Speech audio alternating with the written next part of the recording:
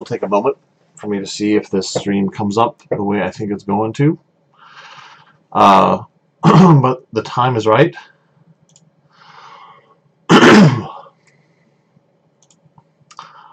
Hello. Go to the forums, get the chat box open at the same time.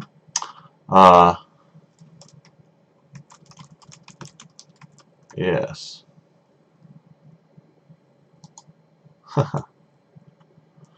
But not okay. Yes. Fabulous. We are live. Putting on my headphones for no particular reason because there's no sound here, but just to make it easy. Let's see. I'll go to the streaming page so I can see the chat. Where to go? Here we go. Live. Hello, folks. Alright, so I get that and get the chat box open.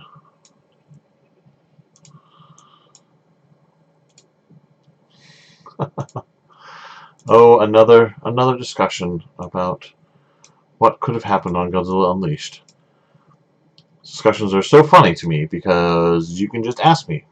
And people keep asking the same questions over and over because, I don't know. Let's see, we have an evil lamppost present.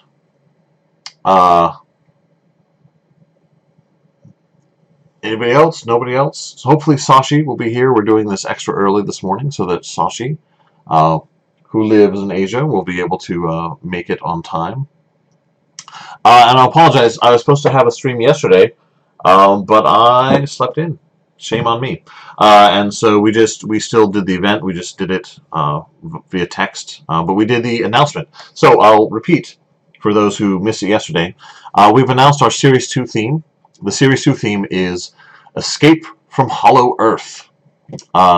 There's a bunch of explorers who discover a vent with fresh air, and they go into it and they find this giant biome underneath the earth that has all kinds of giant stuff, animals, vegetables, a whole ecosystem. And so the kaiju that we're taking for our next series are all kaiju who live inside Hollow Earth. And there are a couple of rules. Number one, it has to be organic, right? No rock monsters. And this is because everything in Hollow Earth, it's a self-sustaining ecosystem. And so everything eats something and is eaten by something else, right? So you can't have a non-nutritive, non-organic character. You gotta have nutrients. You can have crystals on you. You can have, rough bits, but you have to be, fundamentally, organic. Also, you have to be a species. No one shot, this got mutated by radiation, and so it's now this kaiju. You are a species of kaiju. There are lots of you. You have children. There are parents. Your life cycle can be really interesting and weird. You could be like a phoenix where there's just one of you and you keep being reborn. You could do, all sorts of options are available, but you have to be a species. You have to have a life cycle. You die and you're born because you have to be eaten by things, and then there still has to be more of you to perpetuate. And the last rule is that there's been no contact between the surface and Hollow Earth before this, and so you can't have kaiju based on any sort of human anything, or on mythology, or on past events, or you can't have like a dump truck that fell down here and there's now a bunch of kaiju mimics that look like this dump truck. No, it has to be completely primal. Actually, there's one more thing, I'm sorry, is that there can't be any high-tech stuff down here. Everything is very primitive, sort of state of nature. Think Savage Land sort of stuff. So that's the setup. We're doing kaiju with that. And yes. And actually, I will just briefly talk about what's going on with Series 1, because some people were confused on this. We are doing a monster reveal every Monday. Every Monday. And so some people are confused that we're starting Series 2 when not all the kaiju from Series 1 have been revealed. Well, that's the plan. That's always been the plan. Because if we had revealed them all, what would we reveal tomorrow? We have nothing, right? So we have to announce the theme, give you a few weeks to get your kaiju, and then give you a few weeks for submissions, and then do selections, and then have an artist start making the art. And we need to have enough Series 1 kaiju to keep filling that whole time, which is about 7 to 8 weeks, which is why we still have 8 kaiju who haven't been revealed. So that's all intentional. I have just about finished all of the cards and all of the decks and everything, so those are going out to the printers. And so people who have subscriptions will be getting all their cards well before all the characters have been revealed on the weekly reveals. Let me briefly plug also subscriptions. They're great. They make my life really easy. They make it so that I don't have to be telling people to buy stuff all the time. The subscriptions are really cheap, $5 a month, and you get every kaiju we ever make in nice card form. For a little bit more, 11, I think, you get all the characters plus the theme decks that come out every time we do a new series. Also, people who have subscriptions, they get extra stuff. I don't want to promise exactly what it is because it'll change according to what I have, but you're going to be getting some free extra stuff that people have paid a lot for in the past that I'm just going to be throwing into these bags. You will still be able to, once all the characters have been revealed, you will be able to go and buy the character sets or the decks. Those will be available for people, but they will cost, including shipping, a little bit more than if you just had a subscription, and you will get them like a month later than everybody else, and you won't get the free stuff. So I highly encourage subscriptions. The number of subscriptions we have, they keep the website running, and they let us know how many characters go into each series, because it costs money to make each character, and depending on the subscription we have, you get the idea. Please subscribe for characters or for cards or to be on the theme team if you like. There's an extra fun thing going on with this series. The theme team last time, they had a complaint that they had a really good time coming up with a theme and then presenting it, but then they felt like they didn't have anything to do afterward. And I thought the development of the cards would be exciting for the theme team, but it wasn't as exciting for everybody else. That didn't seem thematic enough. So this time we have a specific theme team job, which is that when we've selected all of our winners, the theme team is going to have a discussion and decide who eats who. So when you're designing your character, you can't make, as part of your description, you can't make, oh, I eat this and I'm eaten by this. You just have to say, something eats me, and I eat some things. Maybe I like this kind, but we're going to specifically decide for our particular winners, we're going to make a cycle, and everybody's going to eat one person and get eaten by another person. And that's going to be the food chain mechanic, which is going to be a new mechanic that's going to be play out in the card game. So, Sashi can't comment on YouTube. Well, there's always something. Okay. Looks like we have our first 2 original kaijus linked up. Yes. Okay. Yes. Let's see. Dum-dum. So first, we're going to go to Weezing. I'm going to first mention this thread title is Series 2 Submission, the Animesa. Please remove the words Series 2 Submission from the front of your character, because I know it's relevant and makes sense today, but in a month it'll be silly, and in a year no one's going to think to search for Series 2 Submission when looking for your character, so please don't do that. Alright, Animesa. Let's see, I'm just looking at this for the first time.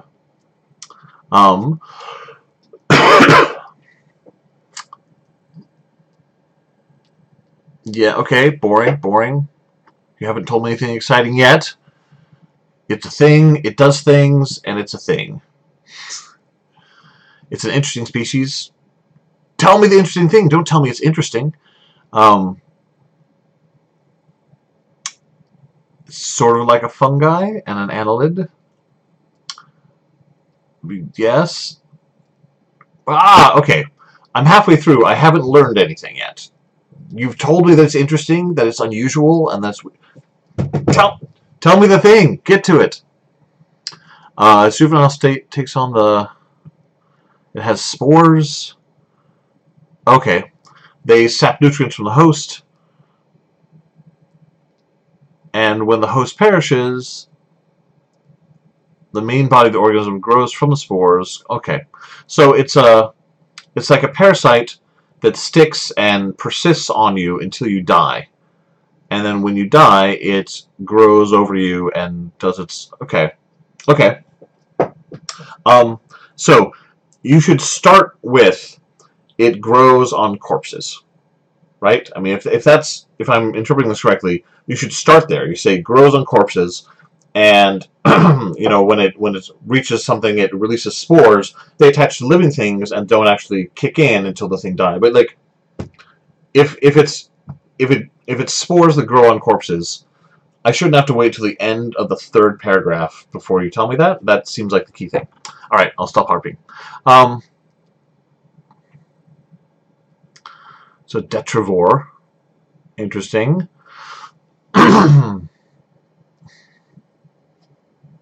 Okay. Okay.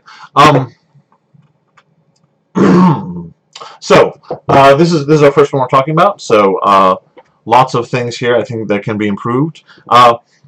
You are talking so much about the theme.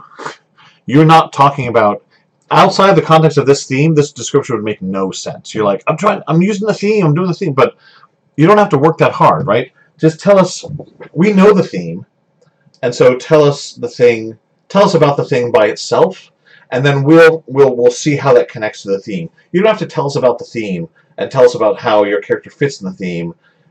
You're too focused on theme.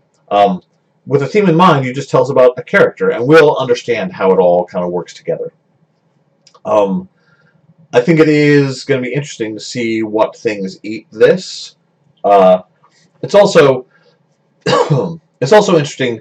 My questions are: how does this thing take on any characteristics of its host? Is it kind of like a xenomorph? You know, if I'm growing off the dead body of a T-Rex, do I have more T-Rex like attributes, or is it different? That's sort of interesting.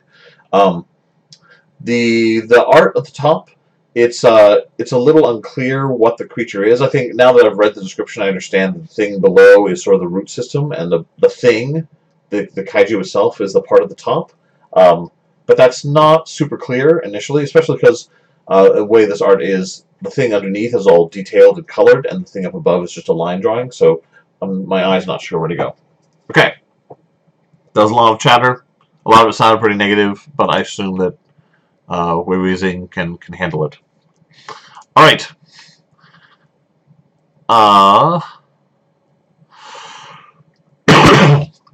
Murray Tim, the Rodent Scavengers. Okay. Oh my gosh, so many links. Let me open all the links.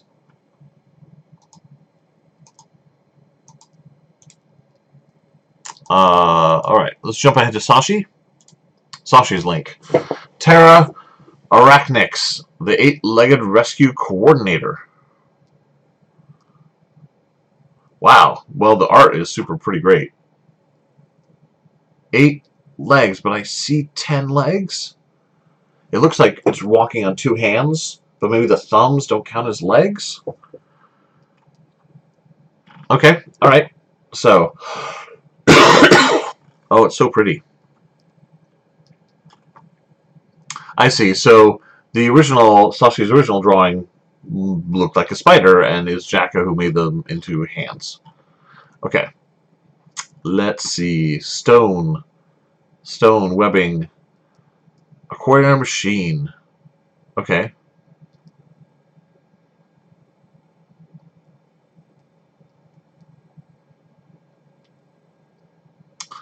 Okay, yes. It's a robot. It's a rescue dog sort of robot.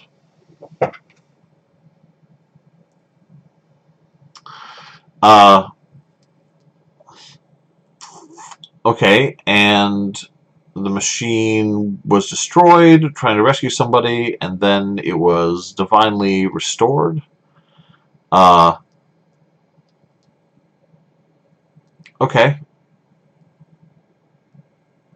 Okay. Sure. So, so the look is really cool. This thing looks really neat. It's a little confusing.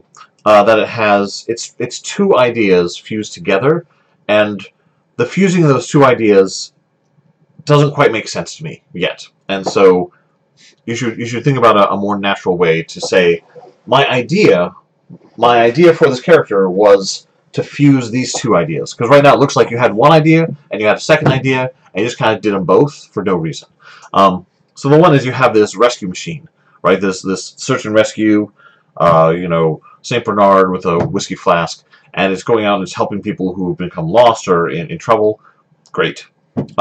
And you have this idea of this thing that has like walks on stone hands. Super cool, right? Why is the rescue robot the thing that walks on stone hands? There's no reason, right? That's weird. And in fact, why is it you say touched by the machine's last words, Mother Nature revived Arachnus and gave it stone hands? What? I don't know. So the reason that it happened had nothing to do with the character, had nothing to do with the stone hands. You're just jamming bits together there. Yeah. I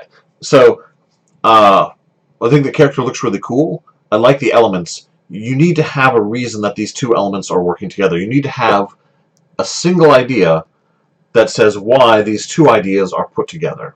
And that single idea needs to be the reason you're making the character, right?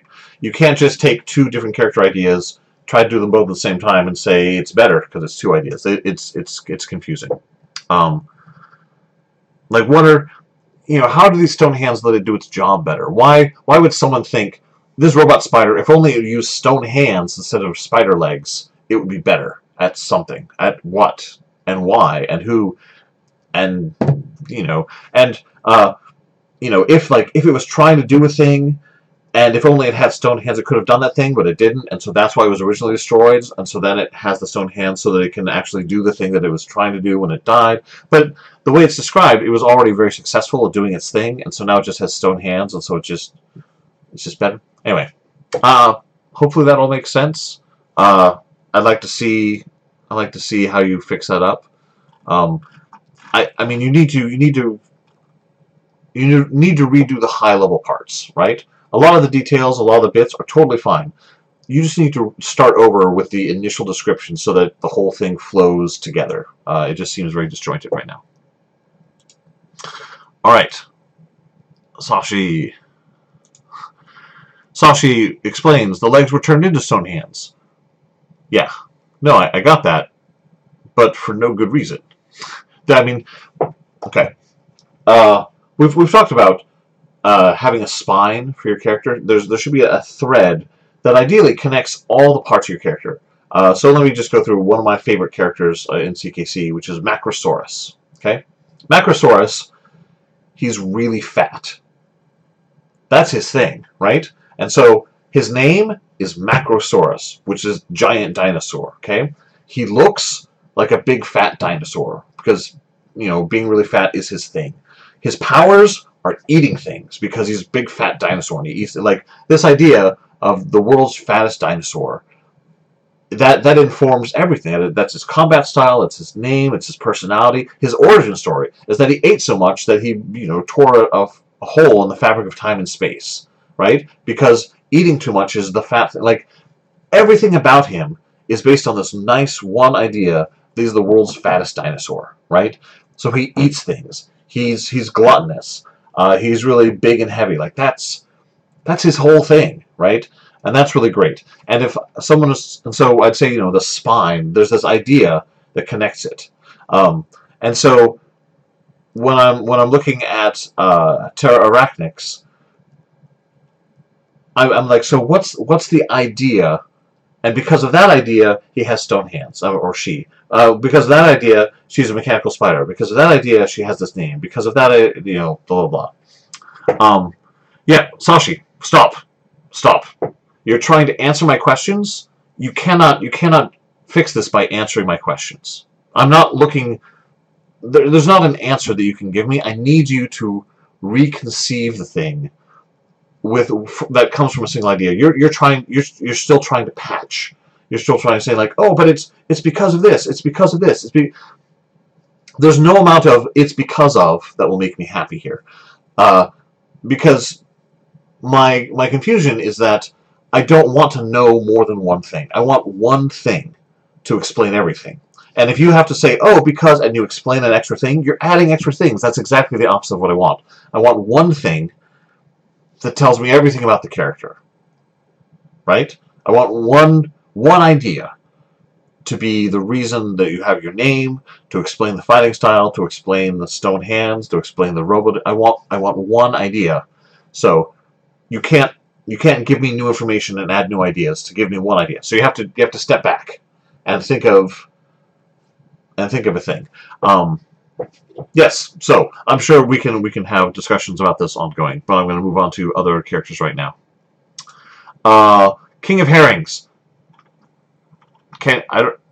Why do you keep asking me to talk about King of Herrings? Like, I feel like we've talked about King of Herrings every time for months and months. Like, why? We've done it. I'm skipping it. Solar Empress. Oh my goodness. Okay. Okay. The Falling Star Moth. Okay.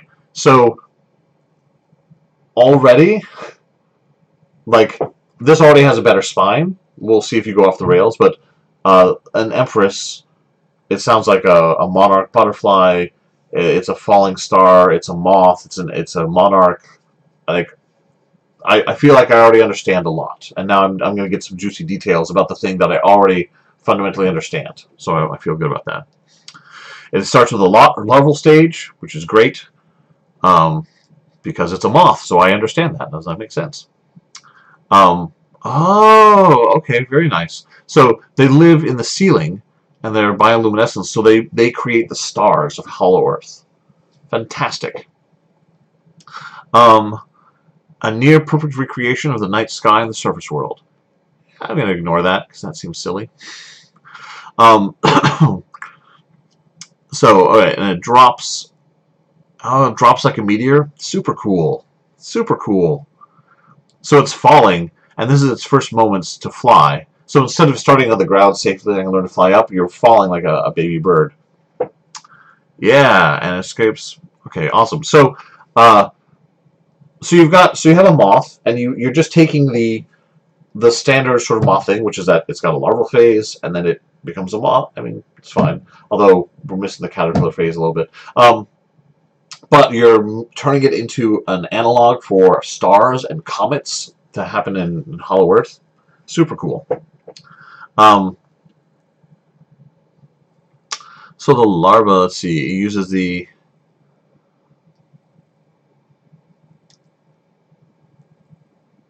Okay, so I'm not sure how...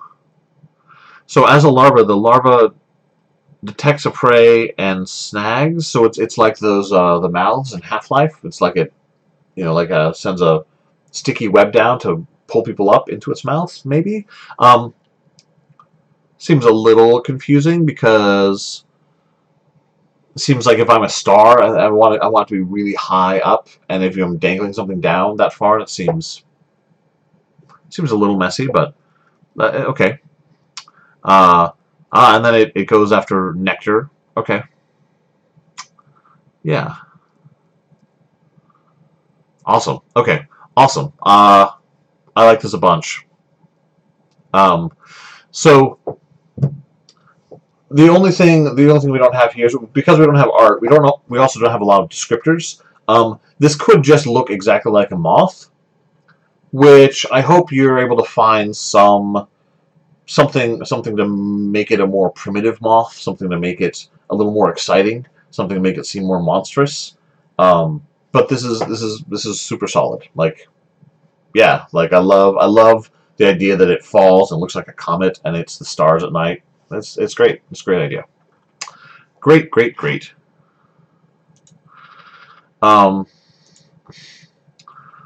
Muritem, the rodent scavengers.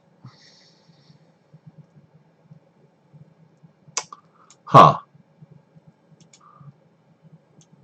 Wait, and so Silver Bridges says, I specifically want the energy, origin, and design to be talked about. Of what character? Silver Bridges. You're missing some important information.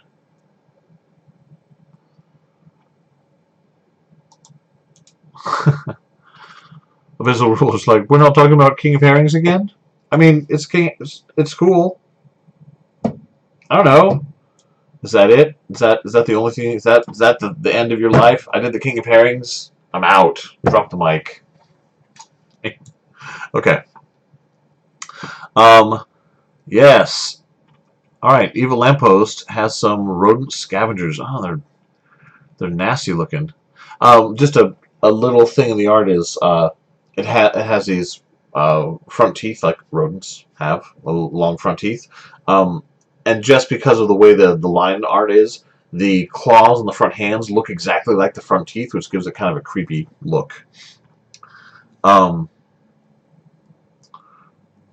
Meritium. Marie. There are a lot of vowels there. When your vowels outnumber your consonants, it's a little tricky. Okay, you begin with, I'm gonna pick a nit here. You say Meritium sciferus is a species of small omnivorous rat-like creatures. We can't have so when you're doing that thing, you're doing a genus species, right? The way we have a taxonomy of creatures. But in Hollow Earth, we don't have that. So you can't give it a Latin name because it doesn't have a Latin name because we've never seen this thing before. So just picking on you a little bit there. Rat creatures usually found in the forests and caves. Search for this move in small groups during the dark times. Okay.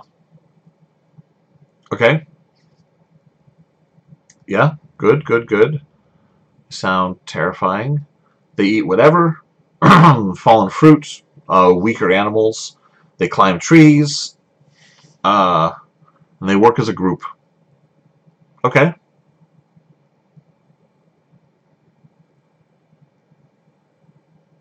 Okay, alright. So now we have the thing written a little like a log entry, so that can give us a little bit of the, alright, so maybe they've tried to give it the genus species, so maybe I was a little harsh there, a little presumptive there.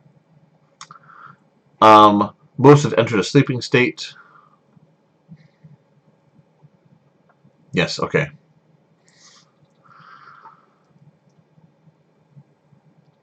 Okay. Ah, okay. All right. So they increase their energy creation generation rate as they eat. That's cool. Makes it sound like they could have some sort of, they start eating and they become much more fearsome than they had before. I'm liking the idea, because all the characters have to be species, it's not clear if the card is a single instance of the character or if the card is a group. We have the Giraffeish, so we have kind of a swarm. Or, Kadok is kind of a swarm. And I'm sort of thinking about, like, what if every hit point is one rat? And so you actually imagine that you're fighting a large group of rats, and so it's kind of interesting. I can imagine something where, like, it has really high stats, but every time you damage it, you lose a Frosted and Jelly because you've killed a rat. Anyway, yeah, so I like that. So I don't want to say that people should generally try to say that the group of animals is their kaiju, or that a single animal, I think both are totally valid. This is interesting to think of this as a group. Although it could be that there's a single one that, starts very small. It's not meant to be on its own, but it kind of eats and eats and eats. Or maybe it grows, like maybe you also have like rat allies you play out of your deck to make this one stronger. I'm not sure which way to go with it, but it's interesting. But it seems solid. So again, you've got a rat, and it's a straightforward rat, except you take all the most terrifying things about rats, like the swarming. They can climb trees. You make them like super rats. Yeah, that makes it really scary. Yeah, terrifying. Yes. Oh, good. Asura says, should I go now or should I wait until everyone else is gone? Excuse me, I'm going to eat a few bites of my cereal.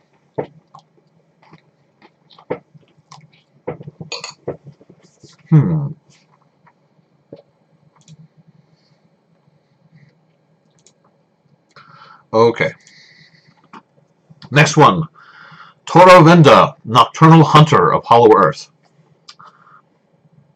Great, great. That's a great name. It's a great title. Okay, physical descriptions, blah blah blah. Main. Okay. Wait. Oh, you've got talking a little about the sexual dimorphism here, which I like.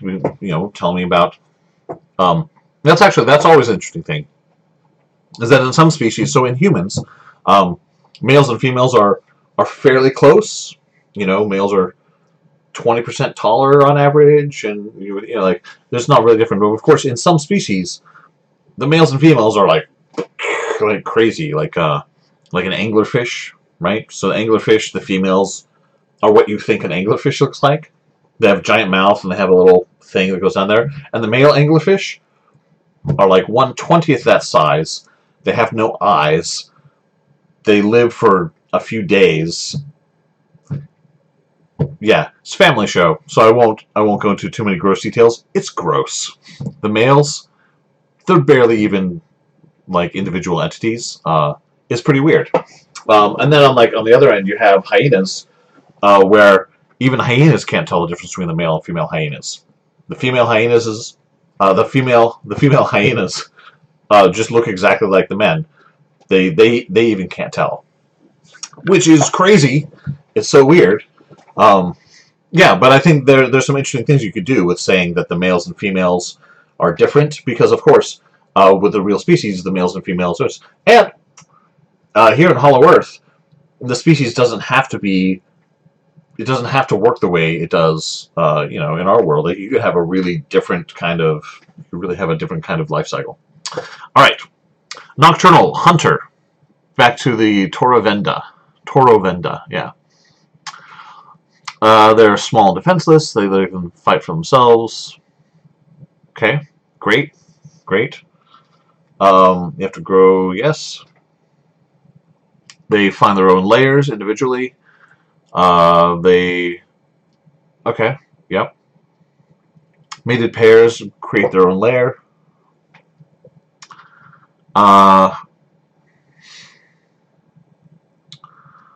Okay, so build momentum, pin the prey to the ground, bite them on the neck. Okay.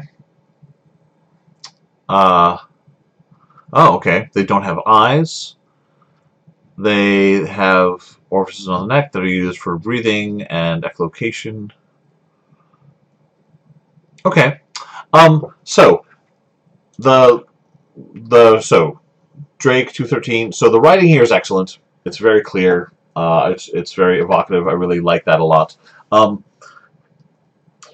not sure that I care very much yet. You've done a great job of painting the world and painting the bits. But I need to know what's cool about these things.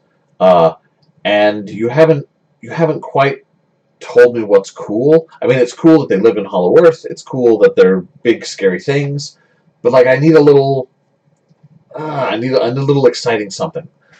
This is great because this is the opposite of everybody else's problem. Everybody else is just overwhelmed with exciting things, and they haven't done the fundamentals. And you've got an extremely solid base. You've got everything really. You've got it all locked down. But I need something funny or unusual about this. Like, imagine these explorers. They see these things and like, oh, it's like a giant pterodactyl bird, flying predator thing. Okay. But then you need to subvert that expectation a little bit. You need to give it, laser eyes. Or you need to give it like an exploding head. Or, like a little something. Like, I understand it's a predator, it's flying, it's scary, it's big. Like, I got that. And you're leveraging all that nicely. But I need a little something else. Because, like, which flying predators? Like, well, it's kind of just like they are. It's like, no, I need which flying predators? Like, it's the one with, and then hit me with whatever that cool thing is. All right. We are 2/3 of the way through. So, let's see. We have some non-benefactors wanting to jump in. We've got one from Asura. Let's see.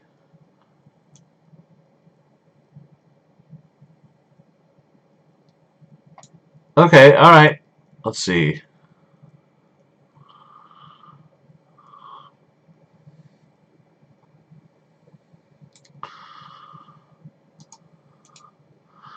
Alright. Alright, so, Skullclin. So, a lot of letters in there. SKC. Come on. That's just not fair. The Camouflaged Beast. Okay. Sokaolikin. You even have a pronunciation guide down here, but it's a lot. Okay. It looks it's cool. The head is super different looking from the rest of the body, which is interesting. I mean, I think why? Hopefully there'll be a cool reason. It's kind of like a leaf monster, but it's strongly reminding me of the Grinch, which is cool because the Grinch is a neat villain. See, they're okay. Yes, okay, so it looks like grass on the back and dirt underneath. Oh, and the head is supposed to look like a rock. Ah, and the head gives off a scent that makes it smell like dirt. That's cool. Right, and so it actually grows actual plants. So these plants are not just its body, but it actually grows plants on its back. That's cool. A great way to have fake plants is to actually have real plants. And then they excrete a toxin. Yeah, I mean, are people going to come and eat the plants off its back?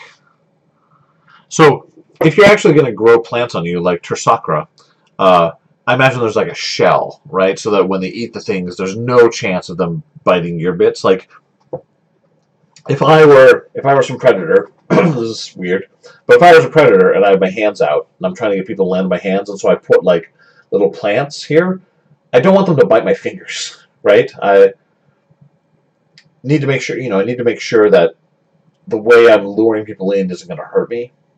Anyway, okay. So, both entities. Huh, okay. So maybe you're saying that the plants are a second, maybe it's a symbiotic thing? So these things have plants that only live on them? Okay.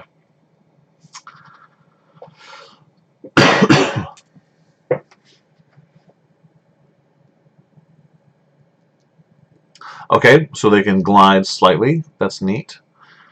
They live in packs and split and live on their own, hunting and hiding.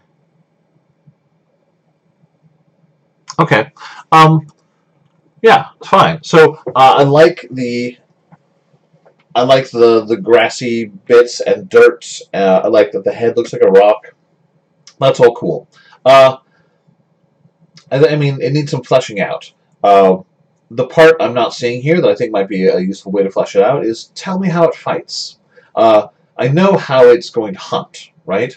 But if it's going to fight another kaiju, which it is, right? Like, if it's going to be in the game, it's going to fight other kaiju. So what's its, because it can't fight kaiju by, like, hiding and hoping that the other kaiju will eat its toxic bits, what's its direct combat option? Or does it create illusions or hallucinogenic gas or but if it's sometimes it has to fight other kaiju, right? So part of the rules for being a kaiju, as put out by the Kaijujin, is that kaiju have to fight other kaiju. That has to be a thing that they do. And so this thing acts like a predator, and it hides for its prey, but is that... Yeah, so let's talk about that. Let's talk about weapon abilities. Let's talk about fighting style. Let's talk about how it uses its stalking and its camouflage in a combat situation, I think that's a good place to go to, because I think you have some solid bits here. I'm not sold on the name. Uh, the visuals look really good. The hands, I worry that you wouldn't be able to disguise those hands if you're trying to hide.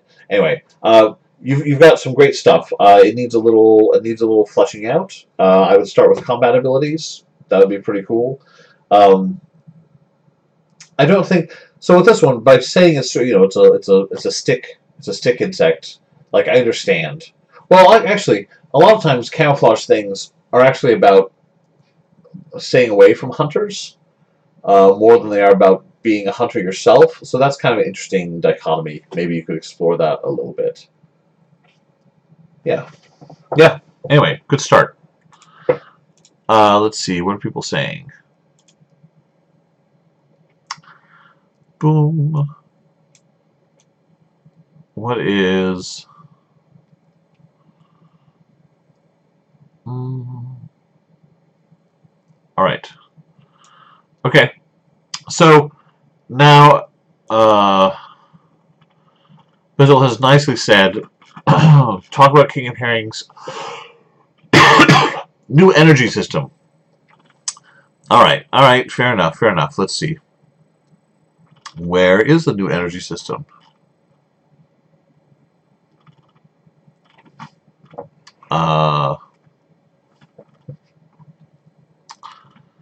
Yes.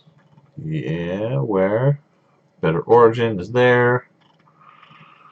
Oh my goodness, so long.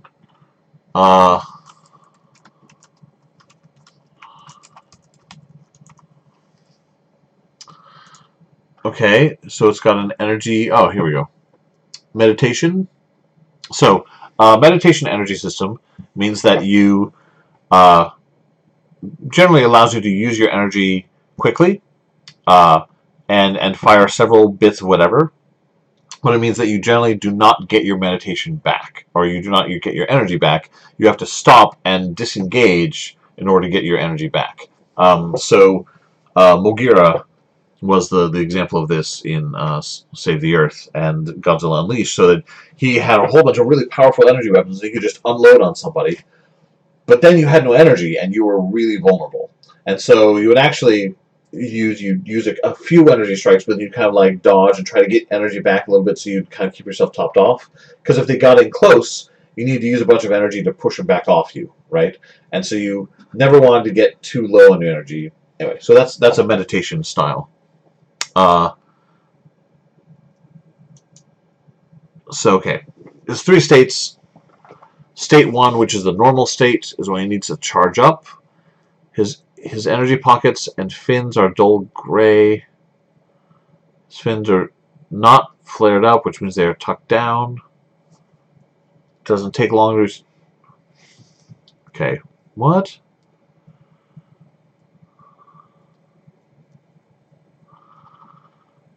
Okay, so...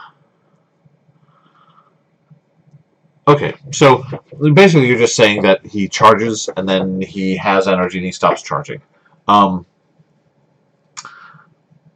That doesn't tell me anything. So what I'm interested in, if you have a charge up state, a meditation state to regain your energy, the thing that is the thing that's key is that how do you enter that state and how do you exit that state?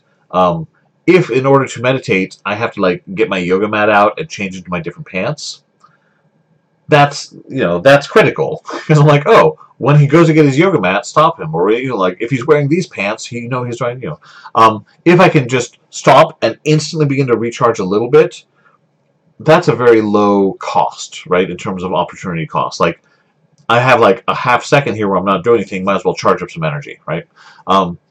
So that's a really important thing. It's like, if I'm like, oh, I want to charge up energy now, is that a big thing? Does that make me super vulnerable? Does it take me a long time to transition in and to transition out? Like, maybe it takes a long time to go into my charging state, but anytime I can instantly stop and go back into fighting. That means that charging that's not a very weak state, whereas if, like, when I go into my charge state, maybe I'm super vulnerable and I take double damage from everything, and if I get hit, I lose my charge thus far, that would make charging an incredibly vulnerable state. And all those things are fine. But it tells me how valuable that energy is. If I have to take a huge risk to get my energy, the energy is more powerful in combat. If it's not much of a risk to get my energy back, then the energy doesn't do anything incredibly spectacular because I didn't work that hard for it, right? So that's, and again, anywhere along that line is totally fine. But if I have to work super hard for something, it's got to pay off. And if I'm supposed to do something for my energy, but that thing to do is actually really simple and not a big deal and not dangerous at all, I shouldn't get much of a reward for doing that thing. Right? So, there we go. I'll talk about King of Herrings again. But I thought it was a good general, everything has risk and reward. You want people to see those fun choices. Yeah. What chat is he looking at? I'm going back and forth between the Shoutbox and the YouTube chat because that seems useful, right? I'm trying to be out there. What cereal am I eating? I'm eating Cheerios. Boop. Cheerios. Breakfast of champions.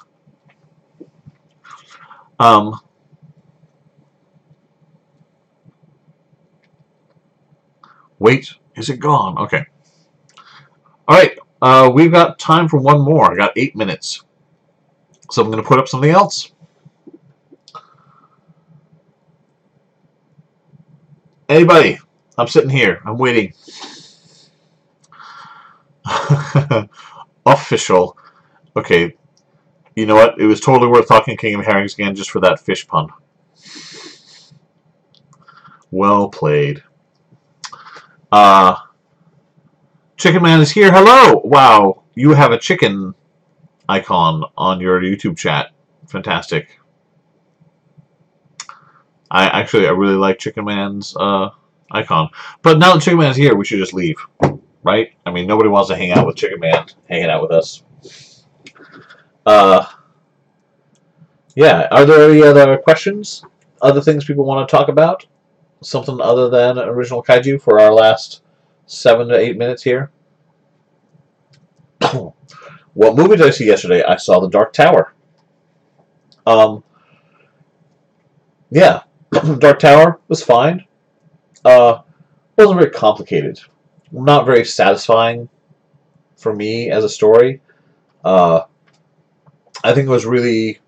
I think it would be pretty good if I were 8, right? And I don't need anything that's too complicated. I want it to tie up neatly at the end, And there's a boy there that can act as my audience surrogate.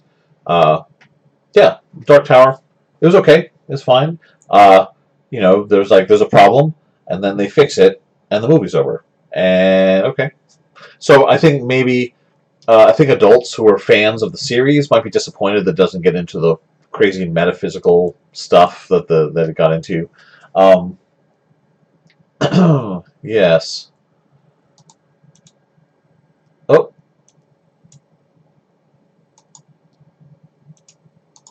Okay. Well, other thing, they're saying Radavan, metamorphic mixotroph of Hollow Earth. Okay, so apparently I didn't talk about this, and they've been waiting. All right. Oh my goodness, we have so many pictures.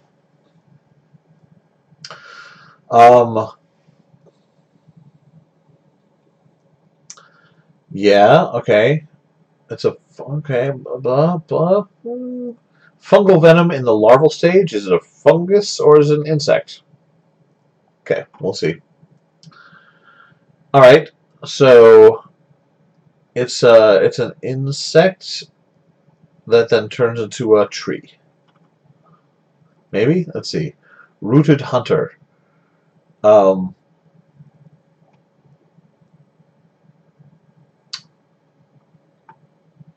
Okay. All right. So specifically, it's a plant, an animal, and a fungus. Okay. That's a lot. That's a lot to break off. But let's see. So it looks like a big mushroom. Yep. It's big. Yes. Okay. Yeah, so they run around. Okay. All right. Yeah, so it's specifically it's an animal and a plant and a fungus.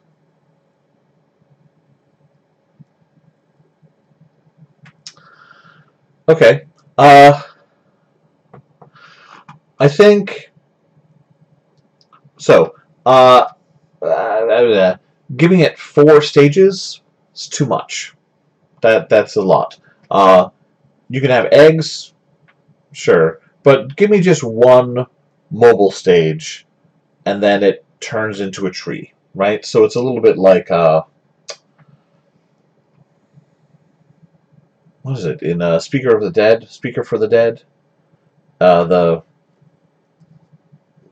right the Ender's Game sequels, where he goes to the place and there's the Descolata, and so the animals and the plants there have sort of fused, and so every plant is also an animal, and every animal is also a plant. They all go through stages, like yeah. So the idea of becoming a big tree, fungus, mushroom thing, that's neat. Although presumably only some of them will reach that stage, and so why only some of them? What do they have to do to reach that stage? That can be interesting. Do they need to do a certain amount of hunting or fighting, or they just have to survive, or they have to become wise enough, or they have to decide they want to stop hunting and just stay still and become a tree, or uh, yeah. So we have this basic idea that it's got a rooted, planted tree mushroom phase, and it runs around. Uh, yeah, I want to hear about the fighting. I want to hear about why. Why is this a good system for it? Like, do the mushrooms then provide a safe place for the eggs, or do the mobile versions live among the mushrooms, or do they avoid them, or do they maybe the mushrooms are poison to everything but the mobile versions because the mushrooms are actually another part of their species?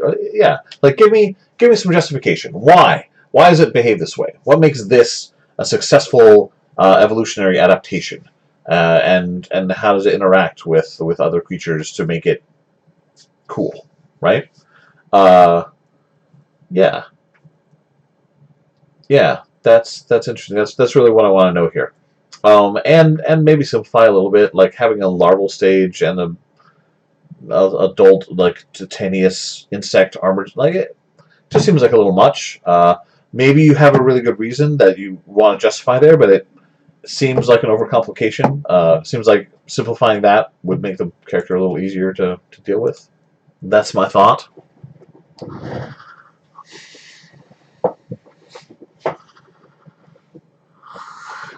All right.